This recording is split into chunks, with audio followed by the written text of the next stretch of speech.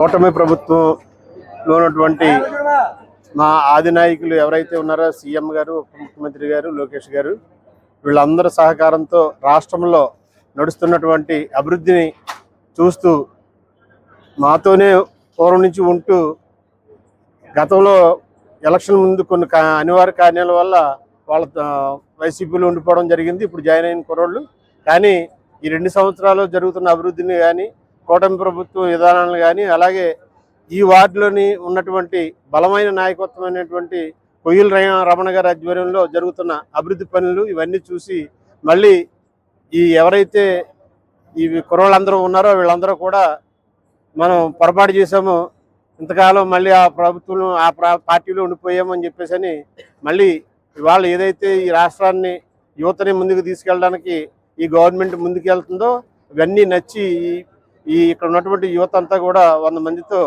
అలాగే సంపత్, అలాగే ఆనంద్ ఇద్దరు నాయకత్వంలో 100 మంది ఇవాళ చేరడం జరిగినది.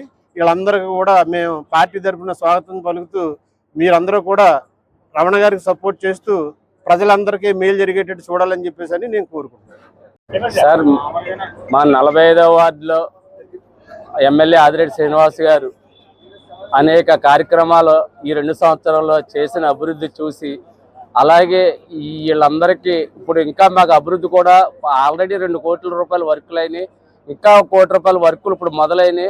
అందులో మన కాంట్రాక్టర్ గారు, మన మొగడు సత్యం గారు అబ్బాయి కూడా వర్క్ చేస్తున్నారు. అలా ఇంకా 3 వర్కులు అవుతున్నాయి. 3 కోటి రూపాయల వర్కులు జరుగుతున్నాయి. అలాగే మాకు కూడా ఎప్పటి నుంచో ఉన్న వాటర్ ఇబ్బంది మా చిన్నప్పుడు మాకు చాలా బాధలు పడేవాళ్ళు. నీళ్ళకారులు పట్టుకోవటానికి గాజులు పగిలిపోయి, ఆడవాళ్ళు బిందులు పగిలిపోయి.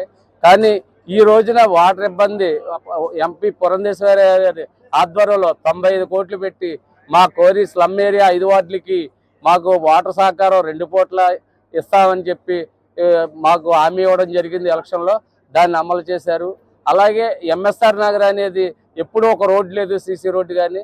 దానికి ఈ రోజున ఇప్పుడు 5-6 రోడ్లు అయినాయి, ఇంకా 2-3 రోడ్లు ఉన్నాయి. అవి కూడా నెక్స్ట్ ఎమ్మెల్యే గారి దృష్టిలో పెట్టి ఆ ఎంఎస్ఆర్ నగర్ రోడ్లు కూడా వేయించడం జరుగుతుంది.